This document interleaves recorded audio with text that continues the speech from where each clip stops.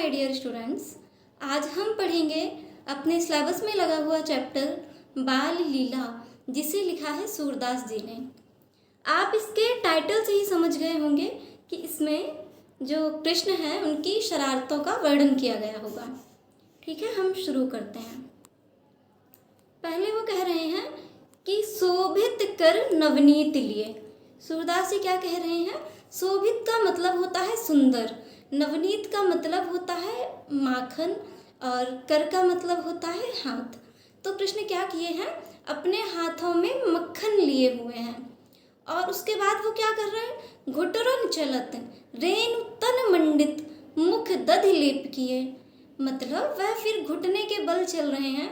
जब बहुत छोटा बच्चा होता है, देखते होगे ना, वो घुटने के बल चल चल के यहाँ से वहाँ करता रहता है, तो घुटरन चलती मतलब वह घुटने के बल चल रहा है। और रेणु तन मंडित, रेणु का मतलब होता है धूल, तन का मतलब होता है शरीर। तो उन्होंने क्या किया? जो धूल है वह अपने पूरे शरीर में लगा ली है, घुटने के बल वह चल रहे हैं।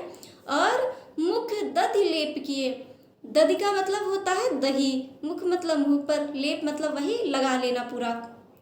तो वो क्या कर रहे हैं? एक तो अपने हाथों में माखन लिए बड़े सुंदर लग रहे हैं, उस पर वे घुटने के बल चल रहे हैं, अपने शरीर पर उन्होंने धूल लगा ली है और मुख पर मक्खन लगा लिया है, मुख पर दही लगा लिया है। चारु कपोल लोल लोचन गोरोचन तिलक दिए। अब उनका वर्णन किया जा रहा है वे कैसे लग रहे हैं। चारु कपोल, चारु का मतलब होता है सुंदर, अट्रैक्टिव, और कपोल मतलब होता है गाल। तो उनके जो गाल है ना बड़े सुंदर लग रहे हैं, चारु लग रहे हैं। और लोल लोचन, लोल मतलब चंचल, थोड़े से शरारती, लोचन मतलब आँखें, उनकी जो आँखें हैं वे थोड़ी सी शरारती लग रही हैं, चंचल लग रही हैं।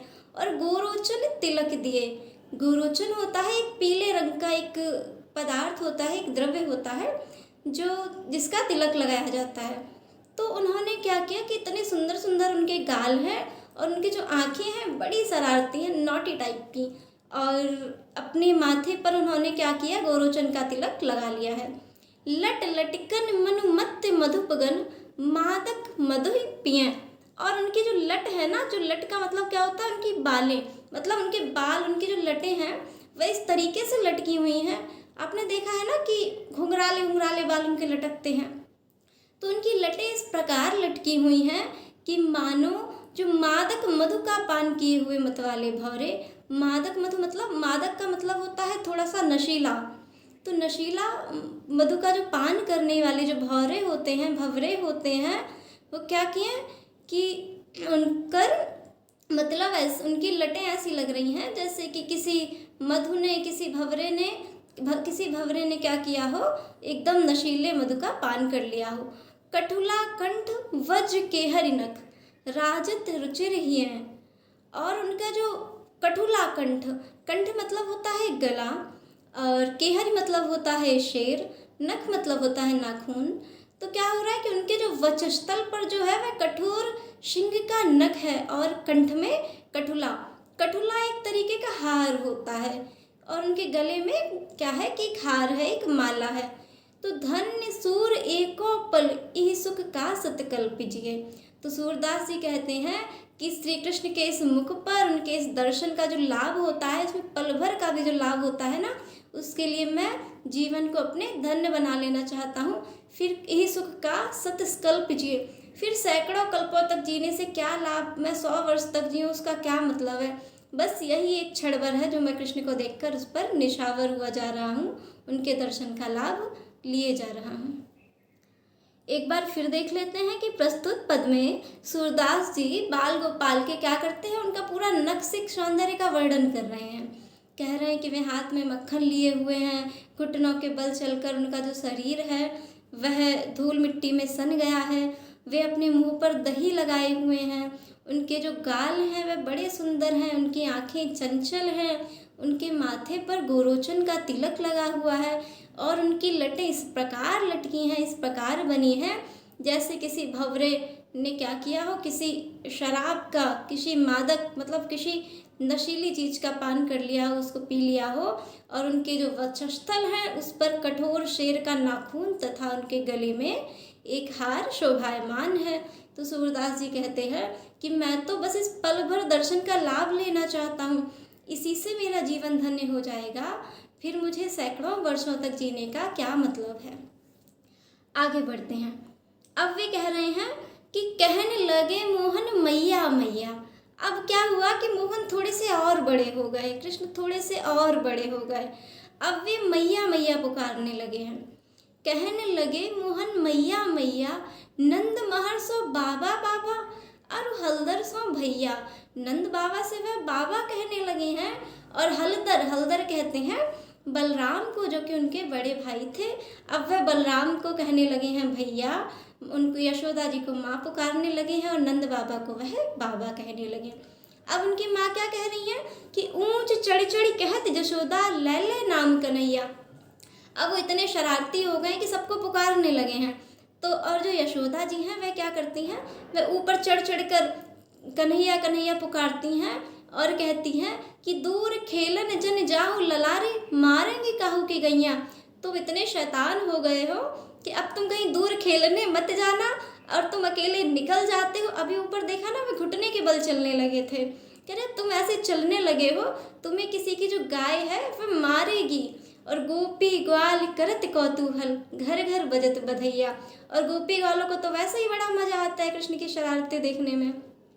तो गोपी ग्वाल क्या करते हैं कि कौतूहल मतलब एक वो बहुत क्यूरियस रहते हैं कि अब क्या होगा, अब कृष्ण क्या नया करेंगे। तो वह उनको मतलब देखने के लिए कौतूहलवश और मतलब बहुत जिज्ञासा से उनको देखने लगते हैं। और घर घर बजत बधैया, और हर एक घर में क्या होता है, बधैया गाने लगते हैं, बधाई गवने लगते हैं। और सूरदास प्रभु तुम्हारे दरस को चरणन की बल जैया।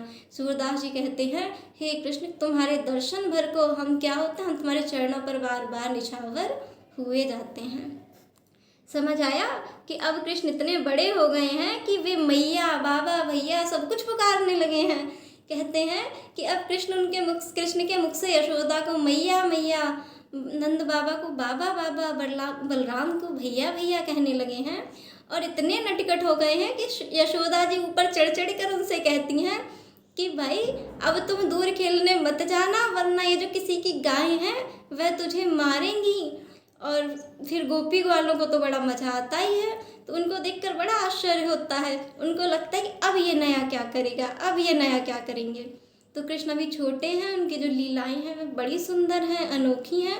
इन्हीं लीलाओं को देखकर सभी लोग उन्हें बधाइयाँ दे रहे हैं। और सूरदास जी कहते हैं कि हे प्रभु, आपके इस रूप के चरणों पर मैं बार बार निछावर हुआ जाता हूँ, बलिहारी हुआ जाता हूँ। अब क्या हुआ है कि अब जो कृष्ण है वह और थोड़े से बड़े हो गए, अब भी सबके साथ खेलने जाने लगे। तो अब कहते हैं कि मैया मोहे दाऊ बहुत खिजायो। अपनी मैया से शिकायत भी लगाने लगे हैं अब वो, अपने भैया की ही। कह रहे हैं कि मैया मोहे दाऊ बहुत खिजायो, मूसो कहत मूल को लीनो, तो जसमत कब जायो।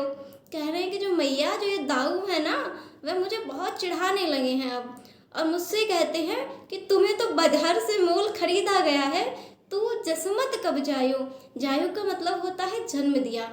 तुम्हें यशोदा ने कब जन्म दिया। हम लोग अपने घर में छोटे भाई बहनों से कहते हैं ना तुमको मंदिर की सीढ़ियों से उठा लाए हैं, तुमको हम कचरे के ढेर से उठा लाए हैं, तुम तो सगे बेटे हो ही नहीं इस घर के। तो वही वो कह रहे हैं कि मुझसे भैया कहते हैं कि मुझे तो बाजार से खरीदा गया है, मुझे यशोदा जी ने जन्म नहीं दिया। कहा करो इही रिस के मारे, खेलन हो नहीं जात। मैया मैं क्या करूं, इसी रिस मतलब इसी गुस्सा, इसी नाराजगी की वजह से मैं खेलने ही नहीं जाता। वह क्या करते कि पुण्य पुण्य कहत, पुण्य पुण्य मतलब बार बार यही कहते हैं, कौन है माता को है तेरो तात। पुण्य पुण्य कहत कौन है माता को है तेरो तात। बार बार मुझसे बस यही कहते हैं कि तुम्हारी माता कौन है, तुम्हारे पिता कौन है। गोरे नंद जशोदा गोरी। अब उनको क्या हो रहा है, वो रीजन भी दे रहे हैं कि तुम उनके बेटे नहीं हो। कहते हैं कि नंद बाबा भी गोरे हैं, यशोदा भी गोरी है, तू कत श्यामल गात। श्यामल मतलब सांवला, गात मतलब शरीर। तो देखो, अगर तुम उनके बेटे हो तो यशोदा जी तो गोरी हैं, नंद बाबा भी गोरे हैं, फिर तुम इतने सांवले कैसे हो? और चुटकी दादे ग्वाल नचावत, हंसत सवै मुस्कात। और मुझे चुटकी बजा बजा कर क्या करते हैं, जितने भी ग्वाल वाल हैं वे सब मुझको नचाते हैं, सभी हंसते हैं और मुस्काते हैं। और फिर आगे शिकायत लगा रहे हैं कि तू मुही को मारन सीखी, दाहुए कमौ न खींचे। तुमने तो केवल मुझको ही मारना सीखा है, दाऊ से कभी गुस्सा नहीं हुई, दाऊ से कभी कुछ नहीं कहा। हम लोग कहते हैं ना मम्मी से, सिर्फ आप मुझे ही मारना सीखी हो, बस भैया से कुछ नहीं कहते हो। तो वही कह रही है कि तुम तो केवल मुझको मारना सीखी हो, दाऊ से कभी कुछ नहीं कहा। मोहन मुख ऋषि की ये बातें जसुमती सुन सुन रीझें। मतलब मोहन के, कृष्ण के मुख से जो ये बातें हैं, उनकी नाराजगी की बातें सुन सुनकर जो यशोदा जी हैं बड़ी रीझ रही हैं और कहती हैं, सुनहु कान बलभद्र चबाई जनमत ही को धूत। कि कान्हा तुम सुनो, जो ये बलभद्र है, ये जो बलदाऊ है ना, वे क्या है, चबाई। चबाई मतलब चुगलखोर, यह चुगलखोर है। जन्मत ही को धूत, यह तो जन्म से ही चालाक है। धूत मतलब धूर्त, चालाक। कि ये जो बलराम है ना, ये जो भाई है ना, वे क्या है, ये तो बचपन से ही चुगलखोर है, चालाक है। असुर श्याम मोहि गोधन की सौ, हाँ माता तू पूत। कह रहे हैं कि सुनो, सूरदास जी कहते हैं कि यशोदा जी कहती हैं, श्याम मुझे गोधन, गोधन मतलब गाय रूपी धन, गाय की, सौ मतलब सौगंध, मुझे गाय की कसम है कि मैं ही तुम्हारी माता हूँ और तुम ही हमारे पुत्र हो। एक बार फिर देख लेते हैं कि इसमें क्या हो रहा है।